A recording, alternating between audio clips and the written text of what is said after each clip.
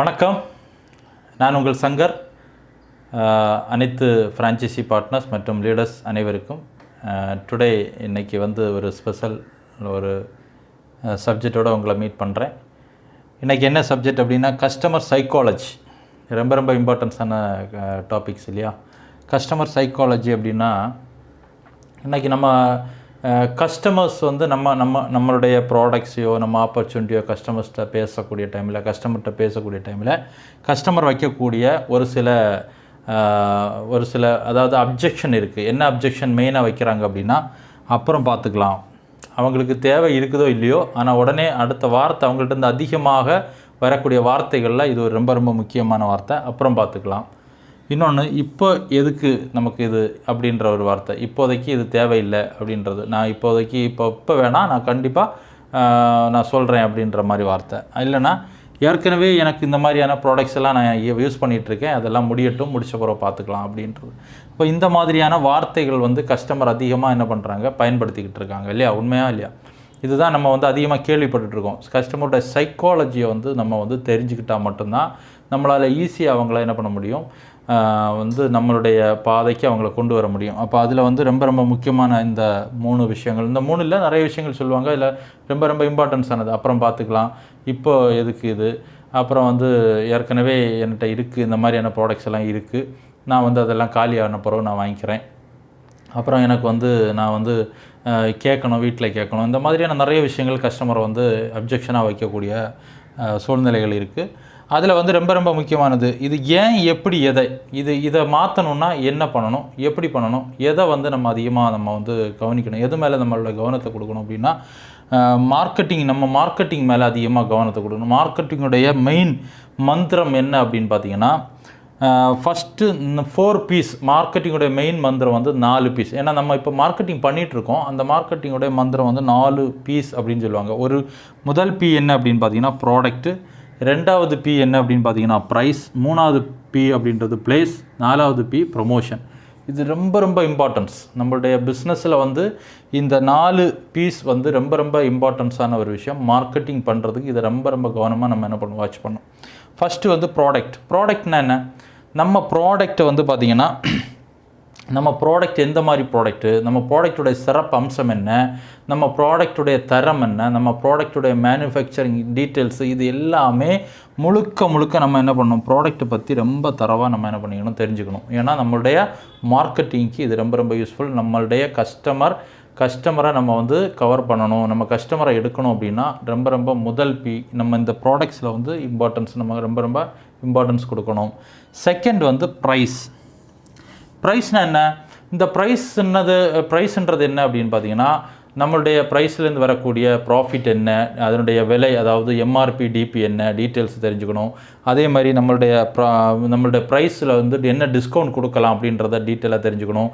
அதே மாதிரி EMI option கொடுக்க முடியாதா, அதே மாதிரி பேமெண்ட் அவங்கள்ட்டேருந்து நமக்கு வரக்கூடிய வழிமுறை, அதாவது ஜிபேவா இல்லை கேஷ் ஆன் டெலிவரியா, இந்த மாதிரி எந்த மாதிரியான ப்ரைஸ் உடைய டீட்டெயில்ஸை நம்ம முழுமையாக என்ன பண்ணணும், ஃபுல் அண்ட் ஃபுல் நம்ம ப்ரிப்பேர் பண்ணணும், ஸ்டடி பண்ணணும்.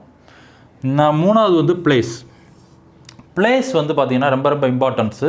நம்மளுடைய ப்ராடக்ட்ஸை எந்த மாதிரி பிளேஸில் வச்சு டிஸ்பிளே பண்ணணும் அப்படின்றது இருக்குது. இன்றைக்கி பார்த்திங்கன்னா நிறைய நபர்கள் பார்த்திங்கன்னா நம்ம ப்ராடக்ட் டிஸ்பிளேன்றதே நிறைய மேக்ஸிமம் டிஸ்ட்ரிபியூட்டர்ஸ்ட்டு நம்ம ஃப்ரான்ச்சைசி பார்ட்னர்ஸ்ட்டு இருக்காது. ஃப்ரான்ச்சைசி பார்ட்னர்ஸ் நீங்கள் ஸ்டால் நீங்கள் பிளான் பண்ணுறீங்கன்னா அந்த ஸ்டாலை குவாலிட்டியான ஸ்டாலாக நீங்கள் மெயின்டைன் பண்ணணும். ஏன்னா அப்போ தான் அந்த பிளேஸ் நம்ம ப்ராடக்ட்ஸுக்கு எந்த அளவு வேல்யூ இருக்குன்றத நம்ம டிஸ்பிளே வைக்கிற அந்த பிளேஸை பொறுத்து தான் இருக்குது. இப்போ உதாரணத்துக்கு நார்மலாக ஒரு வாட்டர் கேன் 20 ரூபா கொடுத்து நம்ம கடையில் வாங்குகிறோம். இப்போ வெளியில் மார்க்கெட்டில் இருக்கக்கூடிய ஒரு மளிகை கடையிலையோ இல்லை ஒரு சூப்பர் மார்க்கெட்லையோ ஏதாவது ஒரு 20 ரூபா கொடுத்து நம்ம ஒரு வாட்டர் கேன் வாங்குகிறோம். இதே தண்ணியை தான் இன்றைக்கி நல்ல ஒரு ஹை குவாலிட்டியான லூலு மால், இந்த மாதிரியான பெரிய மாலில் போனீங்கன்னா அங்கே 50 ரூபா கொடுக்குறோம். அதே மாதிரி பார்த்தீங்கன்னா இன்றைக்கி காஃபி டே இந்த மாதிரியான பிளேஸில் போனீங்கன்னா அங்கே 50 ரூபா, 80 ரூபா, 75 ரூபா, அந்த மாதிரி ஒவ்வொரு பிளேஸுக்கு தகுந்த மாதிரி என்ன ஆகுது, அதோட டிஃப்ரெண்ட் ப்ரைஸ் என்ன மாறிட்டு இருக்குது. காரணம் என்னென்னா அந்த பிளேஸ் தான், அந்த பிளேஸில் அந்த ப்ராடக்டுடைய வேல்யூ என்ன ஆகிடுது, அதிகமாகிடுது.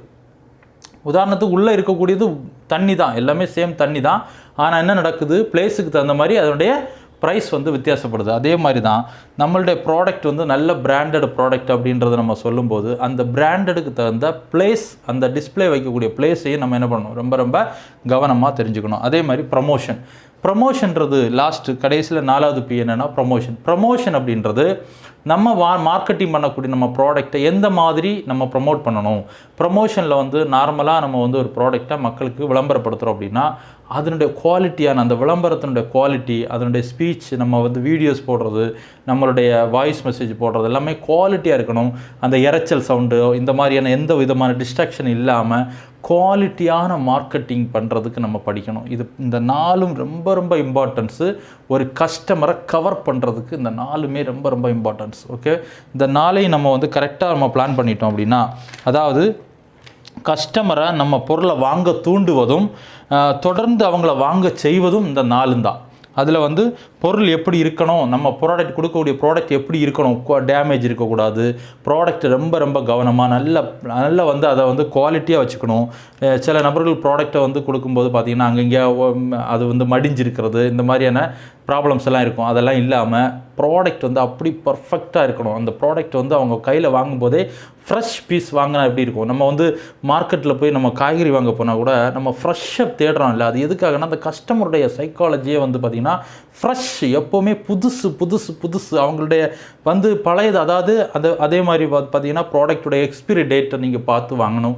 ப்ராடக்ட் எப்போவுமே ஃப்ரெஷ்ஷாக புதுசாக வாங்கணும்னு தான் கஸ்டமர் ஆசைப்படுவாங்க. அதே போல் நம்மக்கிட்ட இருக்கக்கூடிய ப்ராடக்டை எப்போவுமே தொடச்சி க்ளீனாக அதை வந்து அந்த ப்ராடக்ட் வந்து புதிய ப்ராடக்ட் மாதிரி எப்போவுமே நீங்கள் வந்து என்ன பண்ணணும், மெயின்டைன் பண்ணணும். நம்பர் 1. 2வது அதனுடைய விலை, அதனுடைய ப்ரைஸை வந்து நீங்கள் என்ன பண்ணணும், கொடுக்கும்போதே அதனுடைய டிஸ்கவுண்ட் ப்ரைஸோடு சேர்த்து சொல்லி கொடுத்தீங்கன்னா அதனுடைய வந்து ப்ராடக்டுடைய அந்த ப்ரைஸ் வந்து அவங்கள வந்து என்ன பண்ணும், கஸ்டமரை அட்ராக்ட் பண்ணும். அதே மாதிரி நான் சொன்ன மாதிரி எங்கே வந்து இந்த ப்ராடக்டை டிஸ்பிளே பண்ணணும் அப்படின்றதையும் நீங்கள் கவனமாக அதுக்கும் வந்து இம்பார்ட்டன்ஸ் கொடுக்கணும்.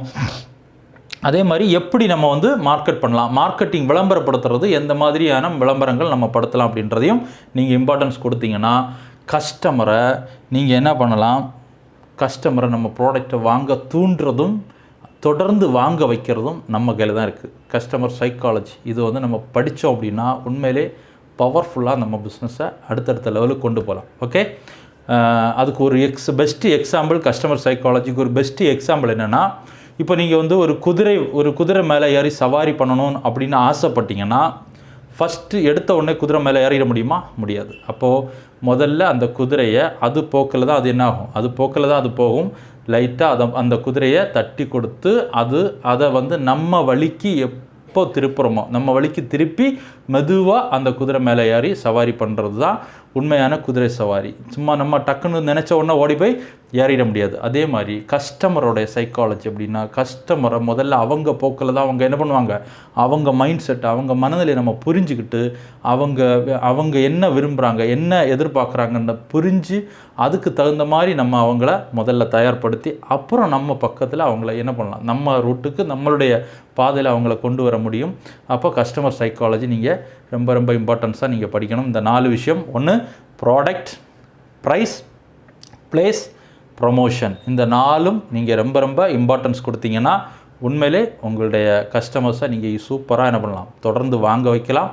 அவங்களையும் நீங்கள் வந்து நம்மளுடைய ப்ராடக்டை வந்து கண்டினியூவாக அவங்கள பர்ச்சேஸ் பண்ண வைக்கிறதும் கஸ்டமர் சைக்காலஜி அப்படின்ற ஒரு விஷயத்தை நீங்கள் புரிஞ்சு செய்யும்போது பவர்ஃபுல் ரிசல்ட் கிடைக்கும். ஓகே, இந்த சப்ஜெக்டை வந்து ஒரு கொஞ்சம் தெளிவாக நீங்கள் வந்து மைண்டில் ஸ்டோர் பண்ணி இதுபடி நீங்கள் இம்ப்ளிமெண்ட் பண்ணி பாருங்கள்.